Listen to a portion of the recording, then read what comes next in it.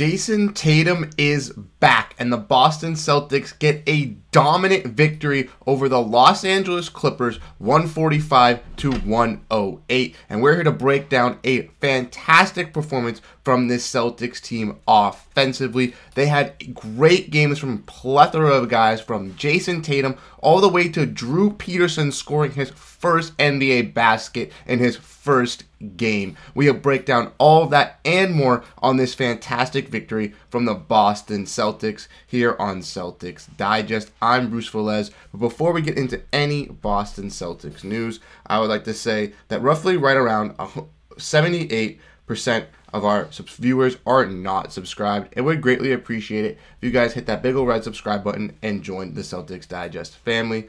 We're trying to get to our goal of 3,000 subscribers. If you guys want to make sure you stay up to date on everything Boston Celtics, make sure to get your daily Celtics content, hit that subscribe button, and join the family. You won't regret it. But let's dive into the news at hand. Make sure to grab a snack, as today is going to be a jam-packed episode as we dive in, exploring how the Celtics dominate in today's afternoon win versus the Los Angeles Clippers. It was a great game for the Boston Celtics. They get this win going 2-1 on this nice road trip. They take on the Lakers on Christmas, which will be the final test to this road trip. Hopefully the Boston Celtics can get a 3-1 trip lead, and that would look very good for this Celtics team. But they get a very big win versus a very strong Los Angeles Clippers team who has been dominant in the past couple games. If we want to look at the team stats here, you can see that the Celtics absolutely were a offensive juggernaut today. They shot 52% from the field compared to the the Clippers 46,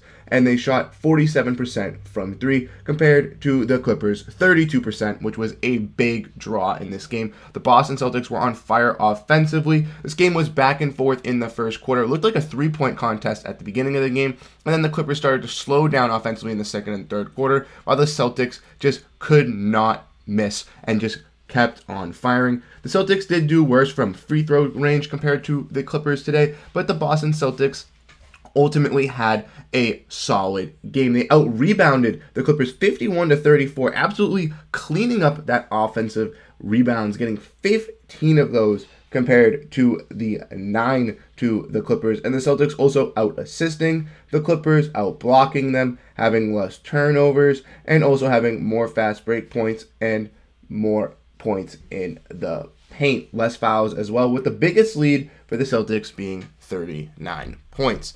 The Boston Celtics, like I said, had fantastic performances from a plethora of guys, and we'll be diving into the team stats, looking at who did great for the Celtics today. As you guys know, Jayson Tatum missed his only game of the season versus the Sacramento Kings, where the Boston Celtics absolutely manhandled them on an offensive streak again on a back-to-back after losing to the Warriors. And Jayson Tatum, after missing that game, comes back versus the Clippers and absolutely dominates. 30 points in 30 minutes for Jayson Tatum, 9 for 16 from the field, 5 for 10 from three-point range, 7 for 9 from the free throw, with 5 total rebounds, 2 assists, and 1 steal, with plus 19. The Boston Celtics just were on fire, could not miss, and Jayson Tatum was a proponent of that. Jaylen Brown, the other superstar on the Boston Celtics, also handled his way on the offensive side of the ball, handling it while attacking the rim, going for some dunks, could not pull them off, but was getting to the rim with ease.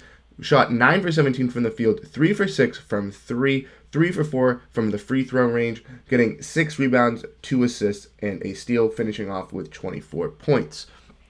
Guys like Derrick White and Jrue Holiday also stepped up for the Boston Celtics in the guard department. Derrick White, 5 for 12 from the field, 3 for 10 from 3, 5 for 5 from the free throw, with 3 assists, 3 total rebounds, and 3 blocks again from Derrick White. He is keeping up that momentum now with 31 total blocks on the year and finishing with 18 points. But Jrue Holiday was a better offensive guard than Derrick White today, showing us why he deserves to be on this team. 8 for 12 from the field, 4 for 6 from 3, hitting those three-pointers when they were needed. 6 total rebounds, 7 assists, and 20 points. And Al Horford doing his Al Horford thing, not making the most of shots, only having 6 total points, but those 7 rebounds, 5 assists, 1 steal, and 2 blocks, helping out the Celtics in all the tangible categories is what you love to see. And we had some big performances from some bench performers as well that we want to talk about. Sam Hauser didn't have the greatest game, only 3 points, 1 for 5 from the field with 4 assists and 2 total rebounds. But Oshae Brissett had a fantastic game for the Celtics, getting his 3-point rhythm back, going 3 for 4 from the from 3-point range and 4 for 5 from the field, 1 for 2 from free throw with 3 total rebounds, 2 of those being offensive, and a nice assist to finish off with 12 total points. Oshae Brissett getting into that 3-point rhythm, which is great for him to see, and he also brings that energy on the offensive rebounds. And another guy that does that as well is Neemias Queta proving to be a unstoppable force for this Celtics team, and with Luke Kornet out, he is proving that he can be that viable backup center for the Boston Celtics. 4 for 7 from the field, 6 for 8 from the free throw line, and another double-double. 6 offensive rebounds for a total of 12 in total. 3 assists, 1 turnover, and 14 points with a plus 14. Neemias Queta could also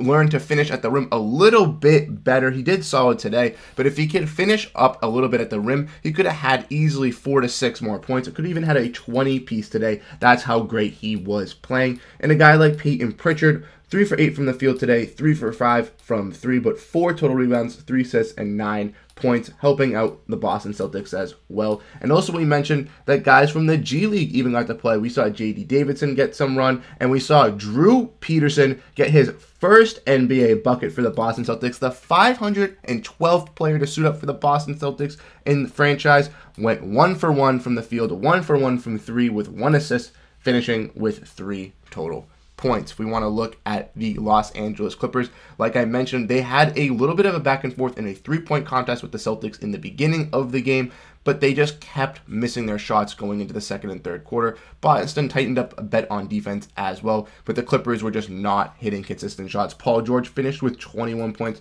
but he was on fire in the first quarter, averaging around 14, but then only having around 7 after that. Zubac played a great game for the Clippers, finishing with 16 points and 10 rebounds. And James Harden shot 6 for 13 and only finished with 14 points, but had 9 assists doing his job.